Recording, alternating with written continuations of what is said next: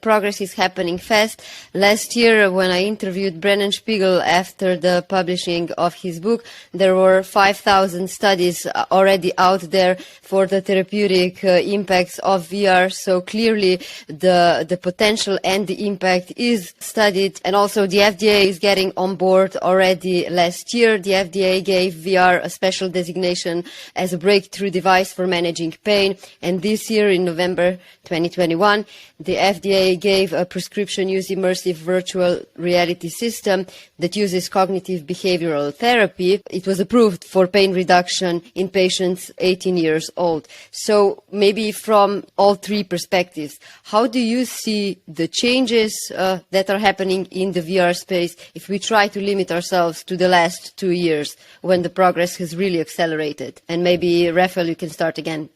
Yeah, thank you. I think that finally we're seeing, in particular, virtual reality as another tool, another medical tool, another not just educational tool where you can immerse yourself to learn techniques or whatnot, or look at the anatomy, or else not just diagnostics where you can see a 3D radiologic image like a computerized tomography in any axis that you want, and immerse yourself in that image, and then with that real data from a patient, then go and do a surgery, for example. Now we're seeing more a therapeutic use of VR, where between VR and AR or mixed reality, we are now able to change how we do surgery and enhance or augment the actual surgical procedure. And there are many examples of that. And in the VR end, you already mentioned, there have been already an openness from the FDA and other bodies in the world to what VR can do to help mental well-being, mental disorders, not just perioperative pain, but anxiety, but PTSD, depression, etc., etc. I think that the next year or two, that explosion of applications in the software side of things and an explosion of improved devices, the hardware side of things, is going to coalesce to make something real revolutionary happen in medicine. I think that was a perfect cue for Jennifer. So Jennifer, you're working on the hardware side. How are you at the Magic Leap looking at developments that are happening? There's new headsets being developed. There's, as always in medicine, going from big machines to small machines in headsets, going from heavy machines to easygoing headsets. So what are your observations and how is that driving the development on your end?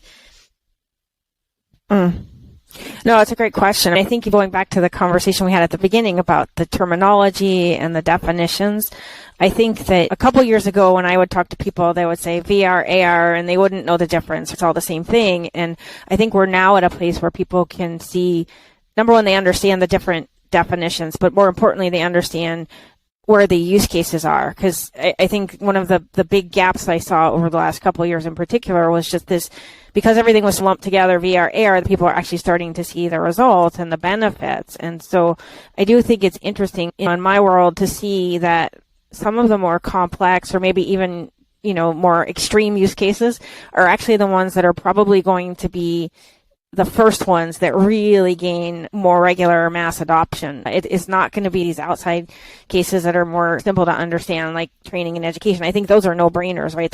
That's low-hanging fruit. But the reality is that some of these other things that might sound more technically complex are actually possible today. And so that's where I think I'm focusing all of my efforts with my own team on those kinds of use cases on the front end so that we can continue to fine-tune the technology as needed, but also to demonstrate the capabilities and working with the right partners so that they can also demonstrate the capabilities in their own applications and solutions. Aaron, you are working on the software side and basically also with the end users in the consumer space, so patients that have problems. As far as I know, you work with therapists, so they can then prescribe the solutions and suggest patients what they should use. So what kind of changes are you seeing on that end in the last 2 years? So mental health, because of the pandemic, is a huge topic. How has that changed your work, your competition, and also accessibility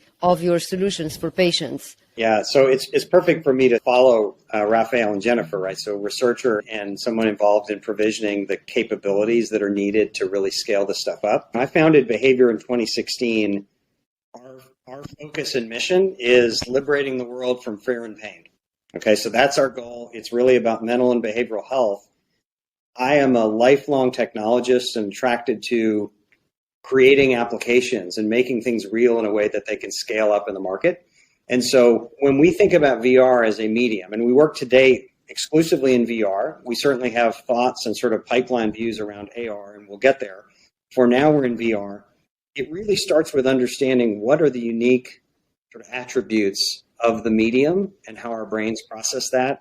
So you can think about the mechanisms of action, to use a pharma term, that are relevant and important. Right? And there are many, but in the mental and behavioral health space, we really focus on the demonstrated power of this immersive medium for exposure, right? Whether that's cue exposure or exposure and extinction, and think like PTSD or traumatic or anxious situations. We think about movement, because when you get in, and this is equally applicable to AR, but when we think about embodied, guided, measured movement, that has a lot of utility across many applications, including chronic pain, but then also for things that are comorbid with pain and depression and so forth. And then slightly less profound, but really still very powerful, is just the incredible focus and absence of distraction that we can take advantage of in VR. So when we can create such an incredible focus with absence of distraction, that has implications for other things that can be practiced outside of the medium, but can be more powerfully done, such as mindfulness practice.